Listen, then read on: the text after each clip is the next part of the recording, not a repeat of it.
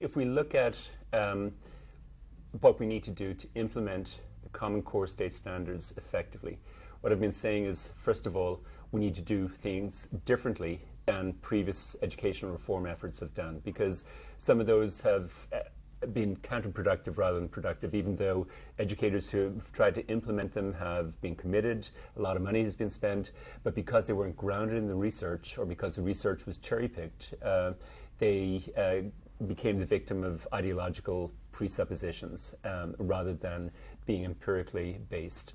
What I've suggested is that when we look at the research, we need to, first of all, ask, what do we know about underachievement?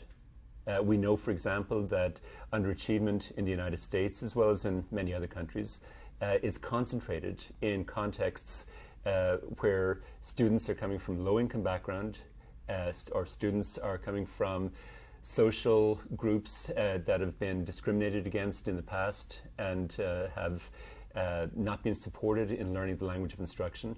So we know that there are certain groups that experience disproportionate underachievement. Students from low-income backgrounds, students from immigrant backgrounds, and students from socially marginalized backgrounds. Sometimes these three categories are the same, or exist within the same student. But each category has different factors that are conducive to underachievement. So if we look at, for example, at students from low-income backgrounds, the fact that many of these students have limited access to print outside the school, it makes them less primed to read successfully than students who've had abundant access to print. So what the school can do is focus in on promoting both print access and an immersion in a rich literacy environment. With students coming from immigrant backgrounds who may not speak the language of the school, we need to scaffold instruction, we need to provide all kinds of ways to ensure that students can access the curriculum. And students coming from socially marginalized backgrounds, where devaluation of identity in the wider society has been a major precursor and a conduit for underachievement in schools, particularly when schools have reflected those societal prejudices. We need to challenge those societal prejudices. We need to create contexts where students' languages are valued, their cultures are valued, the whole child is valued, the community funds of knowledge, the experience, the wisdom that all communities have is valued within the school context. So we're challenging the devaluation that has existed in the wider society by creating a context of identity affirmation and empowerment within the school. This involves getting students giving students opportunities to do powerful things with language in the school. And if we implement the Common Core State Standards with an understanding of the causes of underachievement and interpret them in such a way that we meet those standards holistically and globally, rather than in a kind of in an isolated way, then I think students, the Common Core State Standards could act as a major catalyst for reversing the achievement gap that we've lived with for so many years. So if we ask, how is this going to happen at the school level? Because that's where the action is. Schools have frequently been the lowest rung of a hierarchy where communication is just one way. A lot of rhetoric about accountability, but people at the top of that accountability hierarchy do not apply it to themselves. There's been no talk back about about being accountable for policies that have not been well conceived and well implemented. And so schools have got to take responsibility for looking at the policy mandates that they're being given, including the Common Core State Standards, looking at how do we implement those goals, those mandates, in our particular situation, and each school's situation is going to be different in many respects. How can we implement it in a way that is consistent with what we know the research is saying? And how can we create contexts where we meet the mandates that we've been given, but we do it in a way that doesn't exclude or disadvantage our students? So that's what I want to focus on in this last segment. And the overall question is, how can we realign our school programs to take account of what the research is saying about ESOL and culturally and linguistically diverse students' academic development? The first process that we've got to engage in looking at our own practice is an imagination process. We have got to ask a very basic question. What is the image of the student that is reflected in our current practice? And what is the image of the student that is reflected in the practice that we would like to implement if we were able to do that? So what image of the child are we sketching in our instruction? For example, does our instruction and the way we've implemented it, the way we're implementing it at the moment, generate an image of a child, a student, as being capable of becoming bilingual and biliterate? If that English-only zone sign is, that invisible English-only zone sign is still up in the classrooms in our school, then we're not generating an image that positively reflects students' linguistic talents and accomplishments. Is our instruction generating an image of the child as being capable of higher order thinking and intellectual accomplishments? If we're the victim of that pedagogical divide, where we're under the gun to prepare students for tests rather than getting them engaged with inquiry and higher order thinking, then they're not going to come to see themselves as capable of intellectual accomplishments. Are we creating an image of the child as being capable of creative and imaginative thinking? Well, what are we doing to reflect that? What creativity are children being encouraged to develop and apply within our classrooms? Again, the pedagogical divide that's out there suggests that this is much more likely to happen in schools serving rich kids than in schools serving poor kids. To what extent are students getting an image of themselves as being capable of creating literature and art? The students who created those dual language books in Lisa Leone's class saw themselves very differently after they had created those books. They didn't realize that they were capable of creating literature and art. They didn't realize that they were capable of showcasing their bilingual accomplishments, because these kids didn't know English at this time. Tomer and Mediha, who wrote these dual language books, would not have been able to read the English versions before they wrote them. And that sounds paradoxical. But what was created was a situation where they could tap into their first language literacy skills and work from those first language literacy skills to English with the help of the teacher and with the help of other support systems. And after the book was written, they could read it. So they learned an enormous amount of English in the process of doing that. Much more than would have been the case if they were in a situation that didn't encourage them to use their first language. If you imagine a typical writing exercise for a grade 7, grade 8 ESOL student who's just arrived, you might get a couple of painful sentences from the student if English is the only language that they can tap into. Instead, you get a 20-page book. And again, to what extent do students see themselves as generating new knowledge, being capable of generating new knowledge? Well, show me what you're doing that would allow students to generate new knowledge. Capable of thinking about and finding solutions to social issues. So we've got to look at what the image of the child is that's implied in our current practice.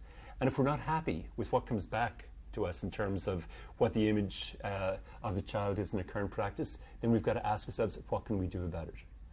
And the chart that I've used to discuss this, or to suggest as a template whereby we can use to talk about these issues within our schools, I've called it school-based language and instructional planning, articulating choices and taking collective action. So the first thing that we've got to realize is that we always have choices. We may feel that we don't have very much choice in terms of the instructional mandates that are coming down that we've got to implement. And sometimes our choices are very much constrained. We may have to use a reading program that doesn't conform to our understanding of what good reading instruction is all about. We may have to spend a lot of time preparing students to take standardized tests because they're going to look bad, the school is going to look bad, and I'm going to lose my job if they don't do well. So those are realities that we need to take account. But within those constraints, there are always choices. And so the whole point of this framework is to enable us to brainstorm within our schools at various levels, different people with different talents, different experiences, different responsibilities, working together, school principals, vice principals, ESOL teachers, content teachers, talking about what is our current reality, where are we right now in relation to various practices. And so we can look at a variety of things. I've just enumerated about 7 aspects here, but you could add to this, you could take some of the things away from here. But the kinds of things that I would see as being important to talk about in terms of school-based instructional planning and school-based language planning are things like literacy engagement. How can we maximize students' interest in and engagement with reading, writing, and other forms of expression? Art comes into this. Technology comes into it. The kinds of literacy that we're talking about when we have students create an iMovie involves things like writing scripts, involves gaining access to complex technological affordances that technology provides. This is all literacy engagement. Content, how can we adapt curriculum materials to link with students' existing knowledge and cultural background? We have to bridge that gap, because if we don't, we're violating the very definition of the term learning. Because learning, all cognitive psychologists agree, involves an integration between new information, new knowledge, new skills, and the information, skills, and knowledge that we already possess. And if we ignore what's between students' ears, if we ignore their background knowledge and just try to teach in a vacuum, well, we shouldn't be surprised if they don't learn very well.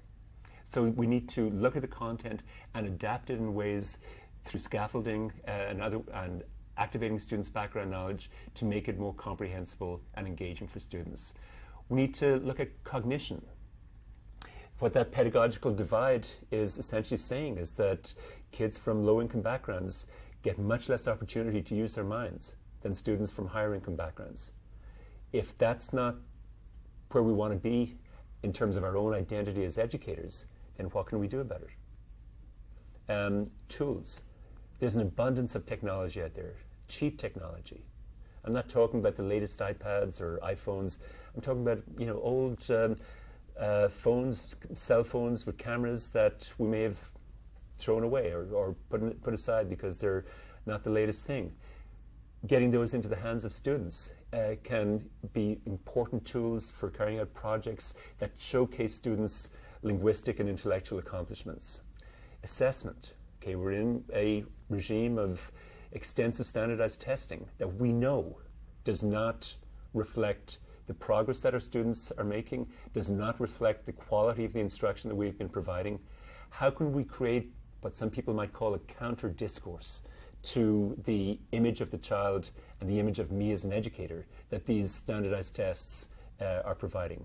Maybe portfolio assessment would be a tool here, where we can look at what students have been able to do, the projects they've carried out in the early stages of their learning of English back in September with what they can do now in May and June.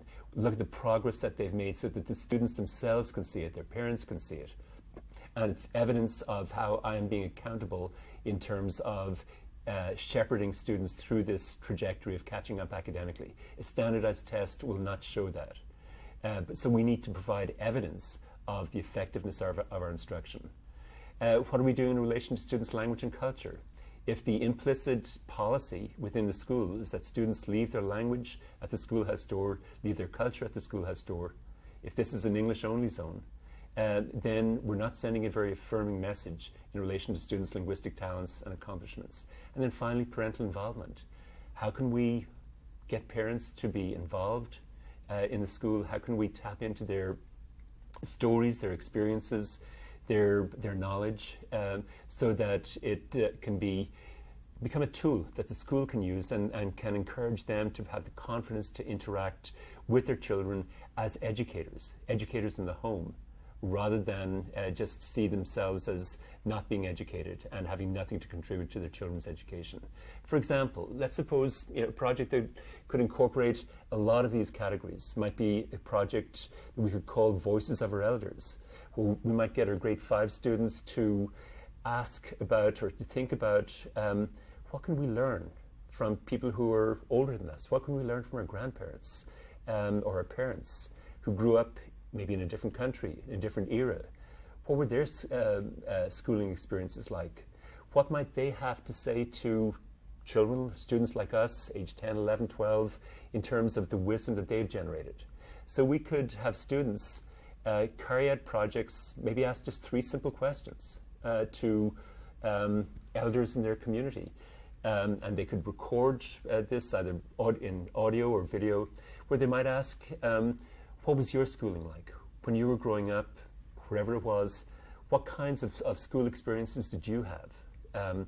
Was it a one-room schoolhouse? What kinds of things did you learn about?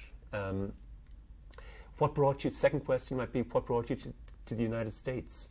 How did you come here? What were your experiences like when you came? And then thirdly, what kind of advice would you give to people like me, my generation, in terms of what you've learned and what you think would be valuable for me to keep in mind as I mature and grow up? Very simple structure. Students might interview people, working in groups, interview people in their communities. They might be family members or other people. And then they pull this together into a PowerPoint presentation. They listen to the audio, they transcribe relevant bits. With the permission of the people they've interviewed, they may have little video clips that they could put into a PowerPoint or an iMovie, and they generate new knowledge. They might do this with a sister class in some other area. And what you've got here is parental involvement, where the parents and grandparents, even though they may not be very educated, even though they may be intimidated with respect to involvement in their child's education or coming to school for meetings, there's a connection being established with the school. And so a project like that is incorporating different possibilities in all of these categories. You've got strong literacy engagement. You've got an affirmation of identity. Students are listening to language, thinking about how we can express this in multiple modalities. It's connecting to their backgrounds and their own heritage.